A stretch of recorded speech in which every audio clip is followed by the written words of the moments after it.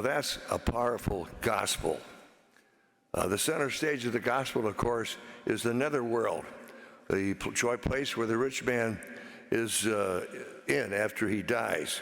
Most of us would call it hell. And the message is pretty blunt and straightforward. It's a place of torment, anger, and worst of all, a place where all hope is abandoned. There's no hope of getting out. A great abyss or chasm exists between Lazarus and the rich man. I realize that many of us may not think that we are wealthy, but who are we kidding? Compared to the rest of the world, we are very wealthy. Unfortunately, sometimes we forget how well off we are. Or I should change that. We sometimes forget how blessed we are. Case in point. Some years ago, my wife and I had a grace-filled experience in Chicago on a cold winter's night. It was the first week of December, just shortly before Christmas. And I left work early. My wife met me downtown on the train, and we decided we would do some early shopping, and then it was Marshall Field's, not Macy's. And at the time, we were going to go shopping for Christmas. I want to make a point here. There is any group of people I enjoy opening my wallet for, it's for my children and my grandchildren. I think my wife and I visited every single floor of Marshall Field's. I think I was going to wear my Visa card out. But when we finally finished and went outside, I closed my wallet up. We had so many gifts we were carrying home. Outside Marshall Field's was a shabbily dressed man selling Streetwise. And Streetwise was a paper for the homeless.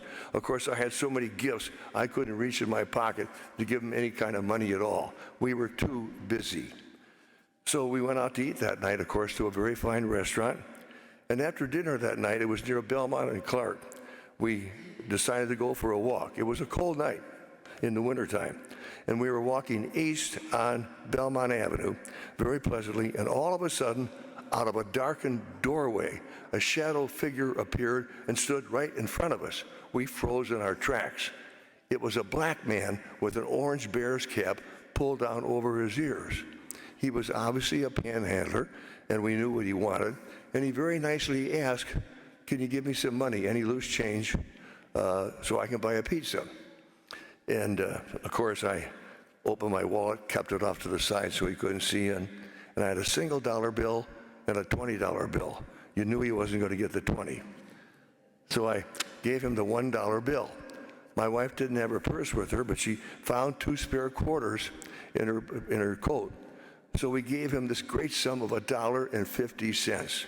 And he looked at it, and he very politely said, "Well, thank you very much. Now I can buy myself a slice of pizza." And I thought to myself, yeah, and a cheap glass of port wine. So after we took a couple more steps down Belmont Avenue, turned around, and he was gone. We decided to go back to our car. As we approached the tavern, I said, "He's probably in there having a drink." We looked in the tavern as we walked by, and there was no orange bear's cap at all. A couple doors ahead, there was a pizza parlor with a big sign outside that said, "Pizza by the slice, $1.50. My wife said, "He's in there. I bet he's in there." I said, "No way. If he's in there, I'll buy him another slice of pizza." We walked by the pizza spot, and there at the counter with the orange black cap was this homeless man buying a slice of pizza. I really felt humbled. I had been so wrong about him. And my wife said, "Remember what you said you're going to do." So I went inside, went up behind him, put my arm around him, and I said, "Buy yourself another slice of pizza." And I don't think he recognized me from our street encounter. And he said, "Well, thank you very much." Then I pointed to the cold drink cooler on the wall. I said, "Buy yourself a Pepsi. Do you want a Pepsi?" He said, "Oh, no, I don't want a Pepsi at all.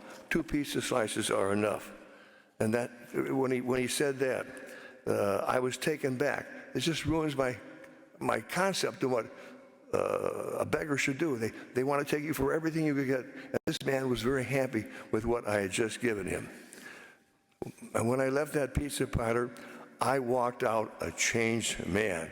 God had moved in my life. That black man with the orange bear's cap pulled over his ears showed me the face of Jesus. I was a changed man. Had I been generous to him? No way. I just had to react to a situation. where I had no other choice. I had always predicated my giving to others, particularly the panhandlers, and what I thought they would do with the money that I gave them. Of course, I thought they would buy drink and buy it up. The man showed me that I was wrong. I was dead wrong. And here's the whole point of this homily. In reality, each one of us has to make our own choice to give, and then let the person we give to make their own choice in how they want to spend what I give them. Their choice should have no bearing on what our choice is. There's a couple of key lines out of Matthew's gospel. Jesus didn't say, I was hungry and you gave me to eat because you knew I was going to go to McDonald's, or I was thirsty and you gave me the drink because you knew I was going to buy a Pepsi, or I was naked and you gave me the clothes because you knew I wouldn't sell them. No way. I'm not saying that we should give money to every Tom, Dick, or Mary that asks us for money, or every charity that calls us on the phone for money. Oh, I know you're going to tell me that con artists abound everywhere, but we have to weigh our doubts against our hopes. Do we open up our hearts and our wallets? Yeah. Do we open up our hearts and wallets to the poor and the disenfranchised? Those that need our help? Most of the time, I think we should. It's better to be conned than to be tight-fisted and closed. I guess I forgot one line. Some people will say you're going to be conned. I don't think so. I think it's better to open up your wallet, even if you think you're going to be conned, because it's better to help somebody else. I would like to believe that whatever points or stars that we may get in our ledger sheet up in heaven, that God will put a big plus sign in front of our name every time we give money to anybody, even if we are conned. I didn't think about that until we put this homily together. When these opportunities arise, and note I call them opportunities, a chance to share our abundance with someone in need, and the person may be on our doorstep, it could be a second collection, it could be in the mail, or it could be on the phone, though I'm usually suspicious of the ones on the phone. But be that as it may, when these opportunities arise, make your own choice and err on the side of love. And let the person we give to make their own choice with what they do with the money that we give them. In closing, it's interesting to note that Lazarus just quietly sat outside the rich man's door. He wasn't a panhandler. He didn't have his hand out at all. And the rich man just walked by him. The rich man knew he was here, but he completely ignored him.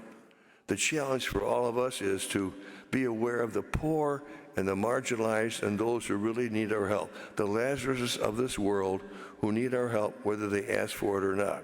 Because I really personally feel that when the final bell rings in our life and we have to stand before the throne of God, that I personally, and I think you do too, want to be on this side of the chasm with Lazarus and not on the other side of the chasm with the rich man. And I finish up with two of my favorite thoughts.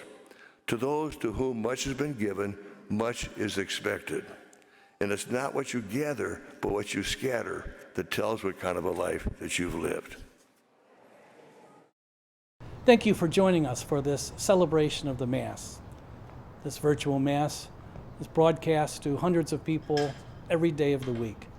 You know, over 100 years ago, the very first celebrations of the Mass took place on the second floor of the Glenview Public House. It's been inconceivable that 100 years later, we would be reaching so many people all over the world through this technology. If you'd like to support the ongoing broadcasts of OLPH's Masses, please go to our website, go to Give Central, and you'd be able to support the ongoing outreach of this virtual ministry. Thank you for your support. Most of all, thank you for joining us in prayer. God bless you.